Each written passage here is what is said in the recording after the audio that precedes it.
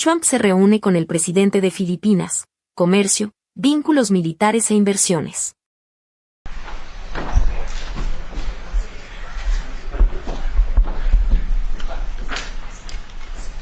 Well, thank you very much, everybody. It's a great honor to have President Ferdinand Marcos Jr. of the Philippines, a great family legacy, and highly respected in this country. I know that because I have many friends in the Philippines, and there's great respect, or I couldn't say it, so congratulations.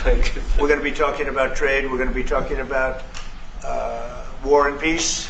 They're a very important nation militarily, and we've had some great drills lately. We're back with them. I think I can say that the last administration was not getting along with them too well.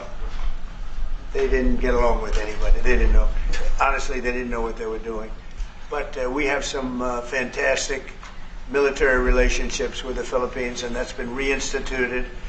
And Pete, I would say that you couldn't be happier, right, with the relationship. Absolutely. Great partners. So I just want to say it's an honor to have you. We're going to talk about trade today, and we're very close to finishing a trade deal, big trade deal actually.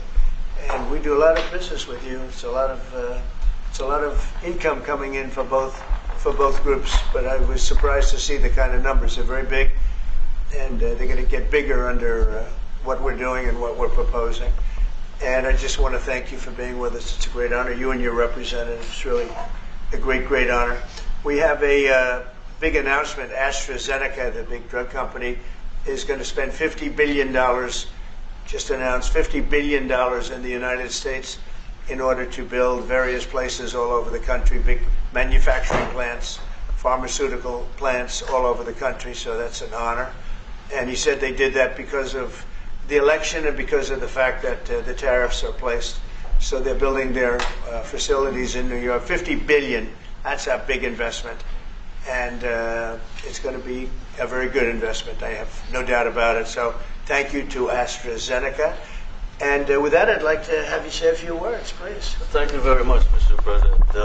Of course, we're all very happy to be here to once again reaffirm the very strong ties between the Philippines and the United States, ties that go back over 100 years.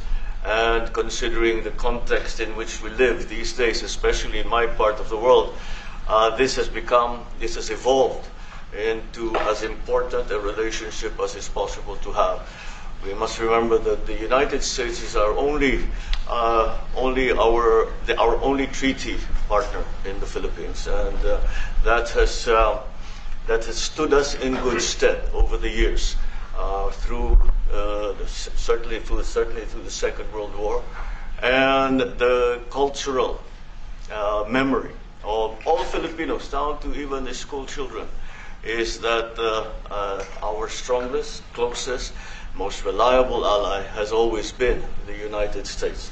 That is something that we value, that we are grateful for, and that we will continue to foster as we go on. With the leadership of President Trump, I am very confident that we will be able to achieve that.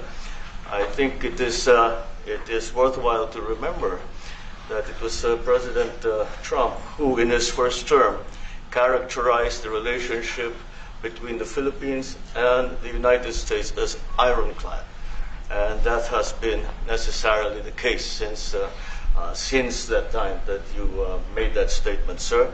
And it is something that the Philippines will always hold close to its heart. Thank you once again, and we are honored, and it is our great pleasure to be here and to visit with the President of the United States. Thank you, sir. It's my great honor. Any questions? Mr. President, Yeah, please, go ahead. Mr. President, do you think that Fed Chair Jerome Powell should resign? I think he's doing a bad job, but he's going to be out pretty soon anyway. In eight months, he'll be out. But I call him too late. He's too late all the time. He should have lowered interest rates many times. Europe lowered their rate 10 times. We lowered ours none. And it's causing a problem for people that want to buy a home. Look, our economy is so strong now, we're blowing through everything. We're setting records. You know that, you see that. And whether it's the Philippines or anyone else, we're setting records at levels that nobody's ever seen before. But you know what? people aren't able to buy a house because this guy is a numbskull. He keeps the rates too high, and probably doing it for political reasons. The only time I remember him cutting rates, I mean, he cut the rates just before the election to try and help Kamala or whoever he was trying to help. He probably didn't know. And he's building a building. He's $2.7 billion. They have a $900 million overrun. What is that? And that was given by Biden. That was another Biden deal. And this guy's building this building that's severely overrun. And what does he need the building for? Why does he need space for more people? So they did a big study the other day, and they called all of the great intellects and the great economists and all of the great everything. And it was 71, and only 2 got it right. Me and another gentleman that happens to be very smart.